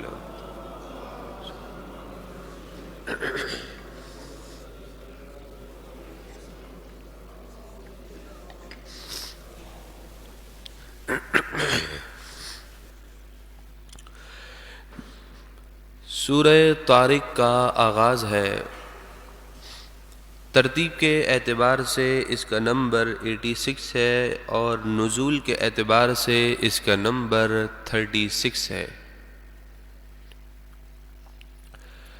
یہ سورہ مبارکہ مکی سورت ہے، ہجرت سے پہلے اس کا نزول ہوا۔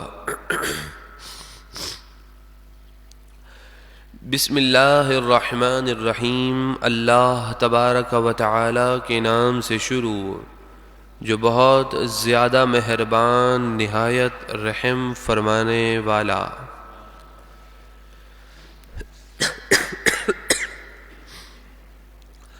والسماء،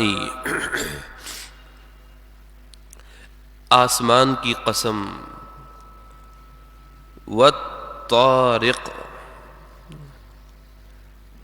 اور رات کو آنے والے چمکتے ہوئے ستارے کی قسم۔ آیت کریمہ کا شان نزول یہ ہے کہ ایک شب سید عالم نور مجسم شفیع معظم صلی اللہ تعالی علیہ وسلم کے پاس ابو طالب آئے کچھ کھانے کی چیز لے کر۔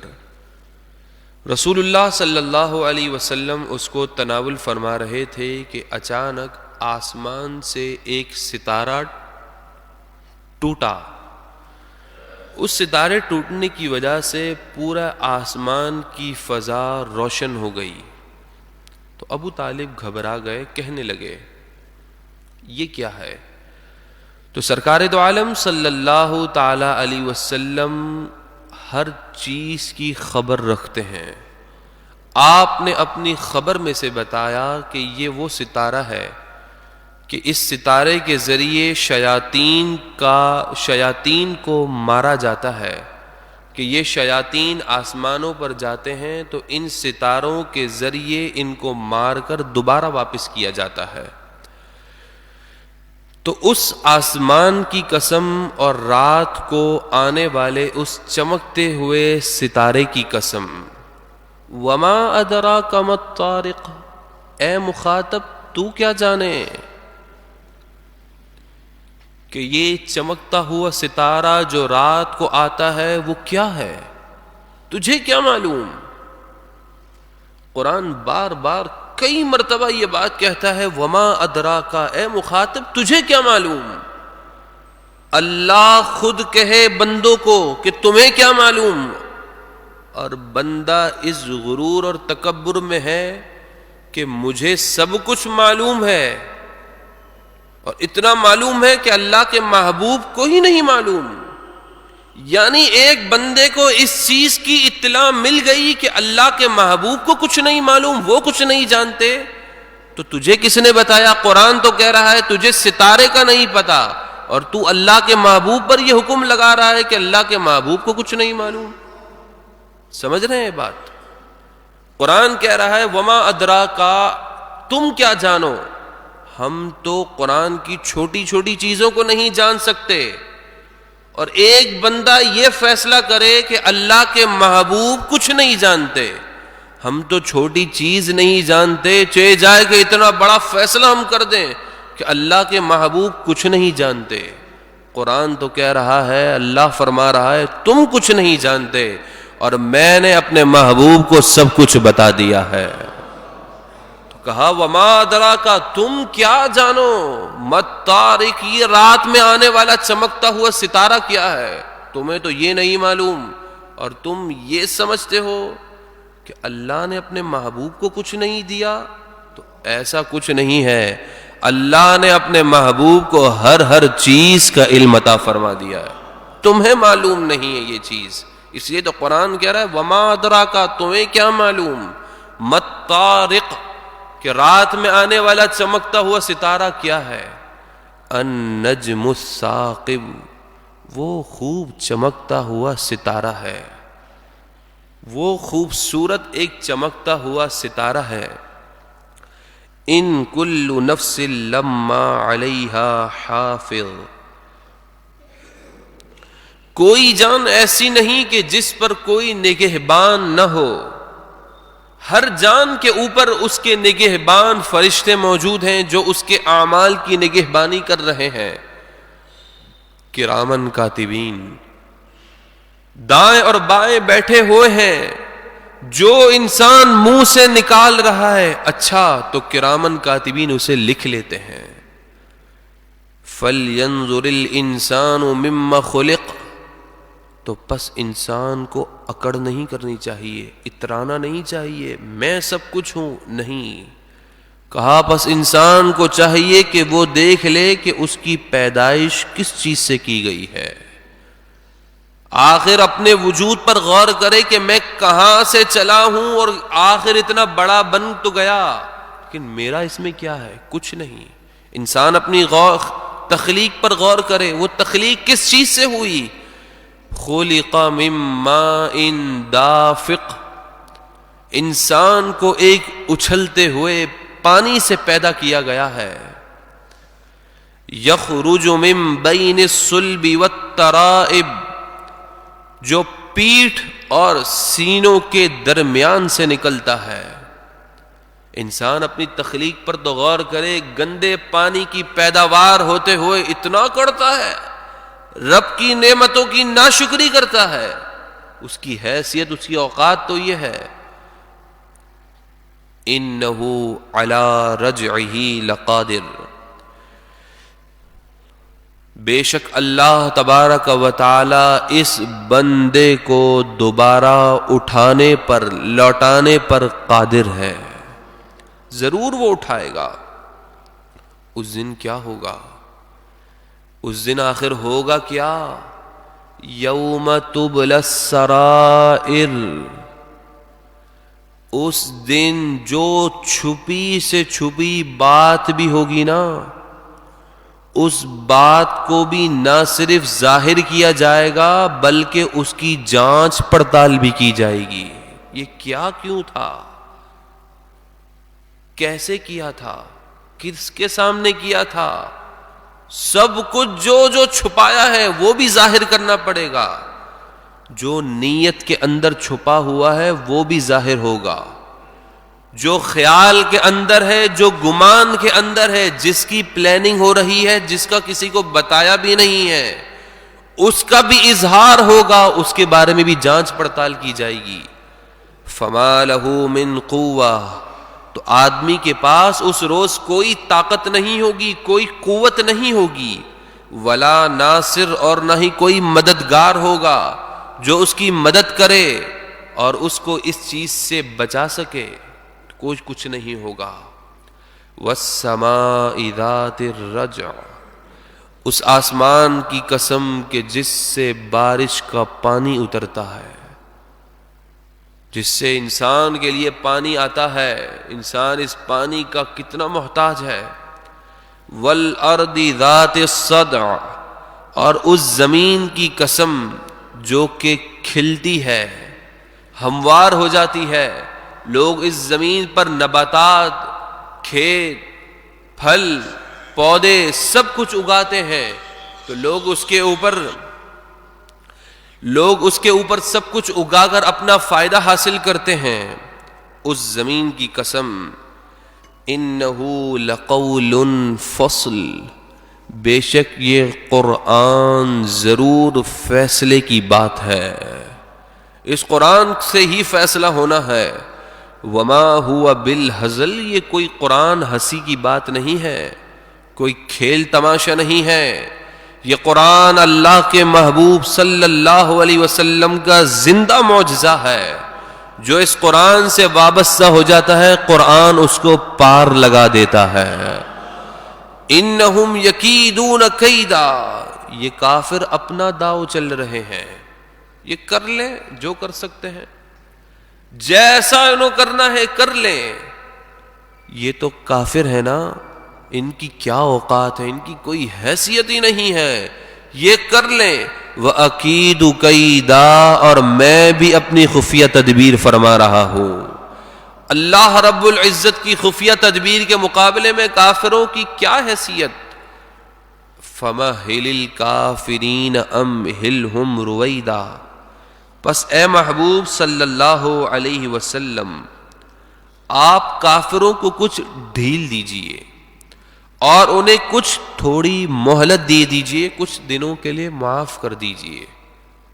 جیسے ہی ہمارا آپ کو حکم آئے گا، پھر قرآن کے کریم کی وہ آیت فَاضْرِبُوا فَوْقَ الْأَعْنَاقِ وَاضْرِبُوا مِنْهُمْ كُلَّ بَنَانٍ اَيْنَمَا ثُقِفُوا أُخِذُوا وَقُتِّلُوا تَقْتِيلًا. جیسے ہی آیت جہاد اتریں گی، ان کو چن چن کر قتل کر دیا جائے گا. یہ آیت کریمہ وہ ہے کہ جو ابتدائے اسلام سے ہے،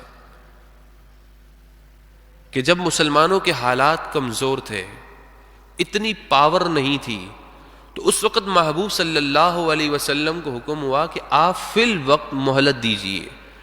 ان قریب جب آپ پر آیت جہاد اتریں گی تو ان سے ایسا عذاب اور ایسا بدلہ لیا جائے گا کہ بدر کے اندر ان کے 70 بڑے بڑے لوگوں کو قتل کر دیا گیا. تو قرآن مجید فرقان حمید کی بعض آیتیں ابتدائے اسلام سے تعلق رکھتی ہیں، لیکن کیا ہوا، معلوم نہ ہونے کی وجہ سے بعض لوگ ان آیتوں کو کوڈ کر کے یہ ثابت کرنے چاہتے ہیں کہ اسلام تو امن کا درس دیتا ہے ایک وقت تک.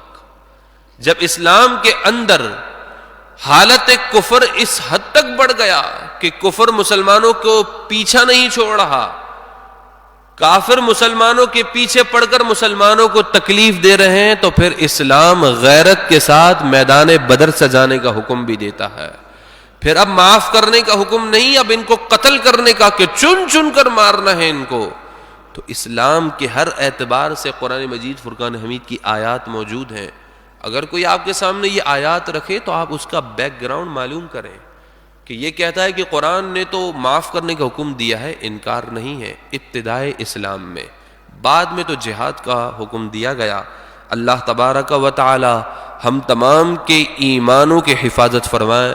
درود پاک کا نذرانہ پیش کیجیے. اللہم صلی علی سیدنا.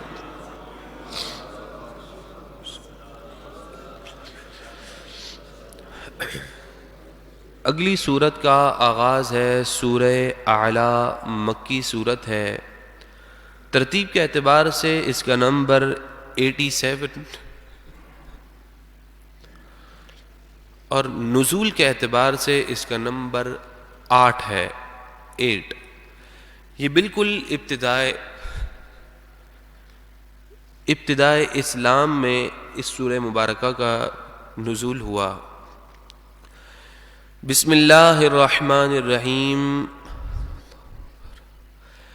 اللہ تبارک و تعالی کے نام سے شروع جو بہت زیادہ مہربان نہایت رحم فرمانے والا۔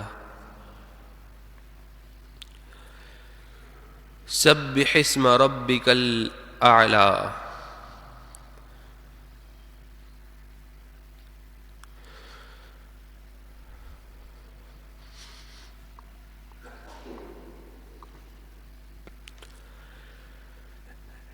اے محبوب صلی اللہ تعالی علیہ وسلم، آپ اپنے بلند و بالا پاک پروردگار کے نام کے ساتھ تسبیح بیان کیجیے۔ جب اس آیت مبارکہ کا نزول ہوا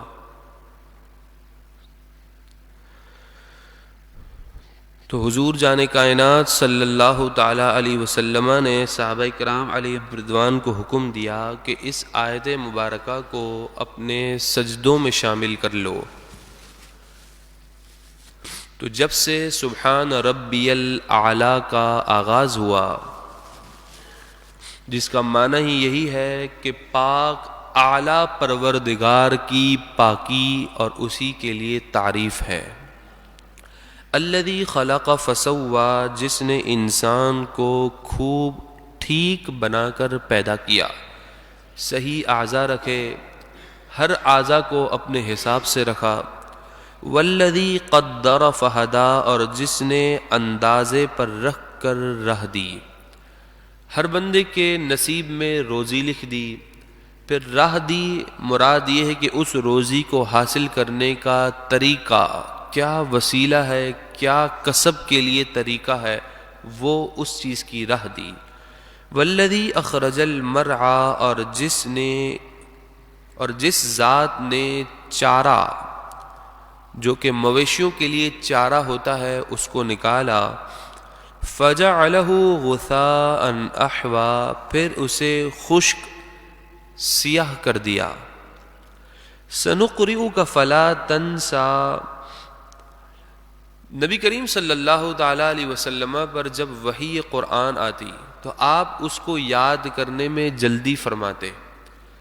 جب آپ یاد کرنے میں جلدی فرماتے تو اللہ رب العزت نے یہ دیکھا کہ میرے محبوب صلی اللہ علیہ وسلم اپنی زبان کو تیزی کے ساتھ حرکت دے رہے ہیں، جس سے ممکن ہے شاید کہ حضور کو تکلیف ہو رہی ہو۔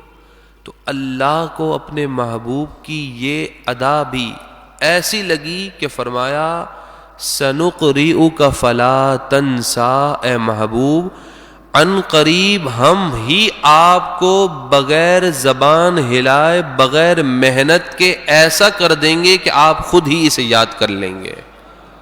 پھر ایسا یاد کریں گے، ایسا پکا ہو جائے گا کہ فلا تنسا، پھر آپ بھولیں گے بھی نہیں۔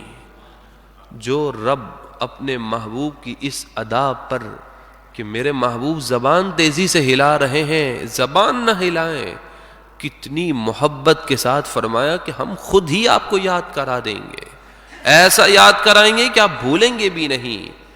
الا ما شاء اللہ، مگر جو اللہ چاہے۔ انہ یعلم الجہر وما یخفی، بے شک اللہ ہر چیز کو جانتا ہے، جو پوشیدہ ہے اس کو بھی، جو ظاہر ہے اس کو بھی جانتا ہے۔ وَنُيَسِّرُكَ لِلْيُسْرَىٰ، اور ہم تمہارے لیے آسانی کا سامان مہیا کر دیں گے کہ تمہیں بغیر محنت کے قرآن مجید فرقان حمید کی نعمت جو یاد کرنے کی ہے وہ عطا ہو جائے گی۔ فذکر، پس اے محبوب آپ کے ذمہ کرم پر یہ ہے کہ آپ نصیحت کیجئے، اس قرآن سے نصیحت کیجئے۔ ان نفعت الذکریٰ، اگر نصیحت ان کو کام آ جائے، ان کے دل زندہ ہوئے تو اے محبوب زبان آپ کی ہو، کلام میرا ہو تو نصیحت اثر کر ہی جائے گی، لیکن دل کے زندہ ہونے کے لیے دل زندہ ہونا یہ شرط ہے۔ سَيَذَّكَّرُ مَن يَخْشَىٰ، ہاں ایک بات ہے، نصیحت کون قبول کرتا ہے؟ من یخشا، جو اللہ سے ڈرتا ہے، جس کے دل میں لوگوں کا خوف ہو، رب کا خوف نہ ہو، اس کو نصیحت قبول اس کو نصیحت اثر نہیں کرتی. کہا نصیحت وہی قبول کریں گے جو مجھ سے ڈرتے ہیں. وَيَتَجَنَّبُهَا الْأَشْقَى، اور اس قرآن پاک سے بڑا بدبخت، شقی، محروم ہمیشہ اس قرآن سے دور ہی رہے گا. وہ قرآن سے محروم ہی رہے گا. قرآن سے فیض وہی حاصل کرے گا جو خوش نصیب ہوگا. الذی یصلی النار الکبریٰ، وہ بڑا بدبخت وہ ہے جو سب سے بڑی آگ میں ڈالا جائے گا. یہ وہ کفار ہیں جو نبی کریم علیہ السلام کے سامنے قرآن مجید فرقان حمید کو دیکھتے ہوئے بھی ایمان نہیں لائے، تو یہ جہنم میں داخل کیے جائیں گے. ثم لا يموت فیہا ولا یحیا، پھر نہ تو اس میں وہ مریں گے اور نہ ہی جئیں گے. ایسی حالت ہوگی کہ کوشش کریں گے کہ ہماری روح نکل جائے، وہ بھی نہیں نکلے گی. اور وہاں کیسے جی سکتے ہیں؟ جہاں عذاب ہو وہاں جینا بھی نہیں جا سکتا، تو اس کنڈیشن میں ہوں گے. ہاں، کامیاب کون ہے؟ قد افلح من تزکا، بے شک کامیاب ہے وہ شخص جو خوب صاف ستھرا پاکیزہ ہو گیا، جس نے اپنی زندگی کو پاکیزگی کے ساتھ گزار لیا، طہارت کے ساتھ نماز ادا کی، اپنے اعمال کی حفاظت کی، عقائد کی حفاظت کی، پاکیزہ زندگی گزاری. وَذَكَرَ اسْمَ رَبِّهِ فَصَلَّى، اور اپنے رب کا نام لیا، اس کا ذکر کیا. فَصَلَّى، اور نماز قائم کی، نماز ادا کی. بَلْ تُؤْثِرُونَ الْحَيَاةَ الدُّنْيَا، بلکہ اے لوگوں تم تو دنیا کی زندگی کو ترجیح دیتے ہو. نصیحت کے لیے یہ آیت ہے. تم تو دنیا کی زندگی کو ترجیح دیتے ہو. کامیاب تو وہ ہے جو آخرت کی زندگی کو ترجیح دینے والا ہو. وَالْآخِرَةُ خَيْرٌ وَأَبْقَىٰ، سن لو آخرت ہی بہتر ہے اور یہی باقی رہنے والی ہے. دنیا نہ تو بہتر ہے نہ باقی رہنے والی ہے، جبکہ آخرت مقابلے میں بہتر بھی ہے، باقی بھی رہے گی. ان ھذا لفی الصحف الاولی، بے شک یہ صاف ستھرے لوگوں کا اپنی مراد کو پہنچ جانا، اپنی منزل تک پہنچ جانا، یہ لفی الصحف الاولی، یہ پہلے صحیفوں میں بھی لکھا ہوا ہے جو قرآن کریم سے پہلے نازل ہوئی. صحف ابراہیم و موسیٰ، وہ پہلے صحیفے حضرت ابراہیم اور حضرت موسیٰ علیہ السلام کے صحیفے ہیں. ان صحیفوں میں بھی یہ ان کی باتیں لکھی ہوئی ہیں. اللہ تبارک و تعالی ہم تمام کو بھی پاکیزہ زندگی نصیب فرمائے، صاف ستھری زندگی نصیب فرمائے، نیک اعمال کی توفیق عطا فرمائے. آمین بجاہ النبی الامین صلی اللہ علیہ وسلم. ایک مرتبہ سورہ الحمد شریف اور 3 مرتبہ سورہ اخلاص پڑھ لیجیے.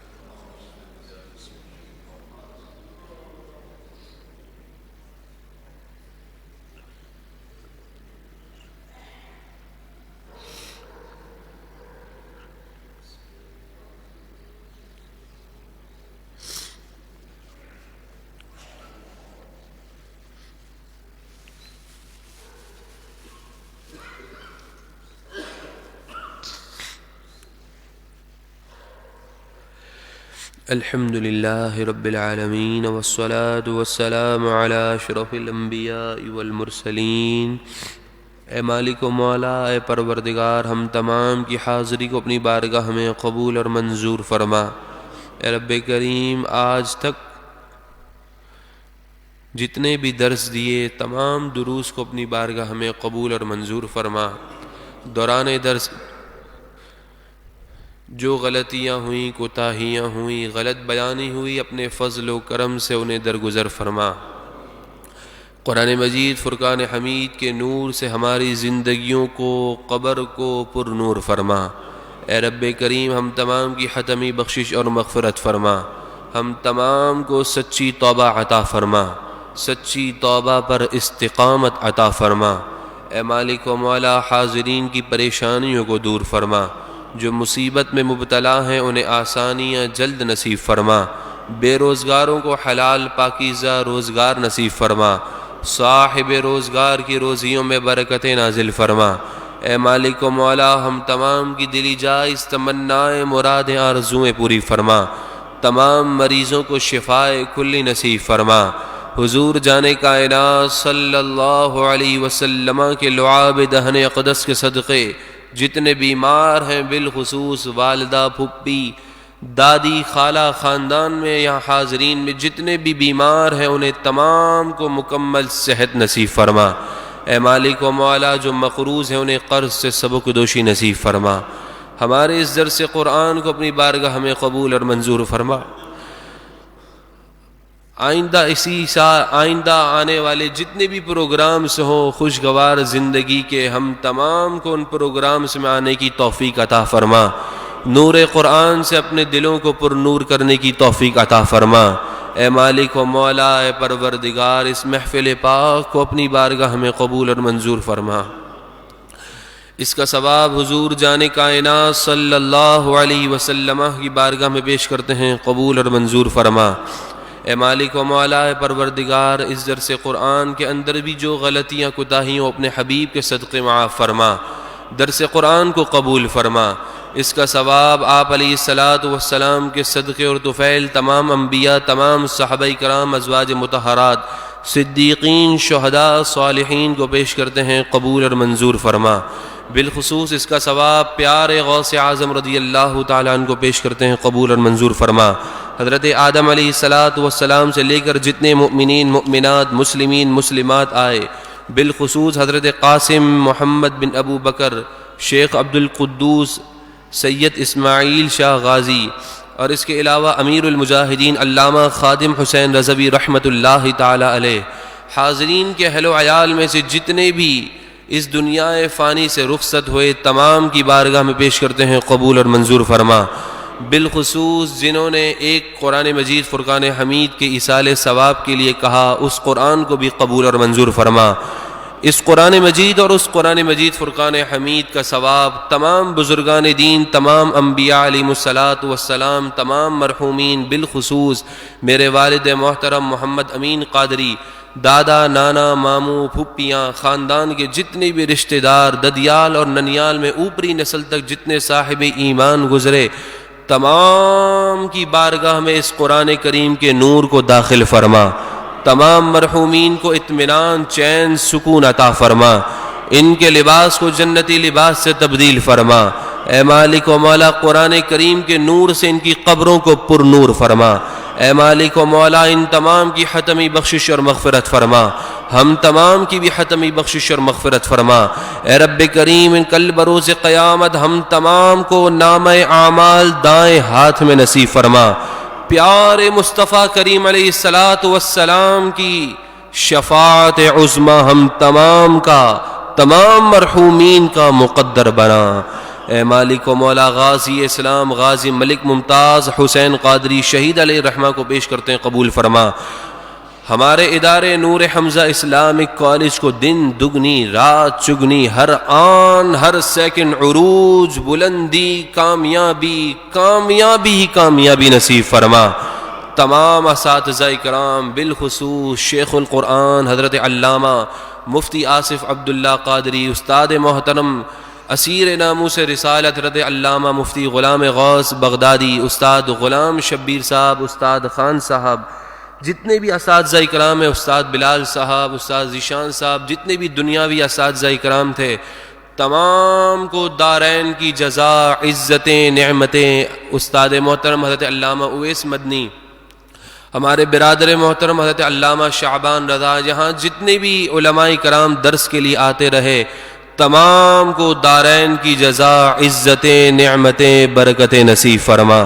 جن کے نام لینا بھول گئے، بالخصوص ہمارے اس پورے سسٹم کو چلانے والے ہمارے شاہد بھائی، جتنی بھی انتظامیہ یہاں کی موجود رہی، رفیق بھائی، ہمارے حافظ فاروق صاحب، ہمارے استاد محترم کے والد محترم عبداللہ بھائی، اور جتنے بھی رضوان بھائی یہاں جتنے موجود ہیں، اے مالک و مولا ہر ہر بھائی، ہر ہر بہن کو اپنے فضل و کرم سے بے لوث دین کی خدمت پر بے لوث اجر عطا فرما۔ اے مالک و مولا، ہم تمام کی تمام دعائیں التجائیں اپنی بارگاہ میں قبول اور منظور فرما۔ ہمارے ایمان سے تعلق رکھنے والی تحریک لبیک یا رسول اللہ پاکستان کو عروج عطا فرما۔ حاسدین کے حسد سے بچا، ظالموں کے ظلم سے بچا، منافقین کی منافقت سے بچا، سیاسی میدان میں عروج عطا فرما، ہر میدان میں کامیابی ہمارا مقدر بنا۔ جتنے لائیو موجود ہیں، جتنے لائیو جنہوں نے پورا قرآن لائیو سماعت کیا، جتنا بھی سماعت کیا، یہ تمام دعائیں ان کے حق میں بھی قبول اور منظور فرما۔ وصلی اللہ تعالی علی خیر خلقہ محمد وعلى آلہ وصحبہ اجمعین برحمتک یا ارحم الراحمین۔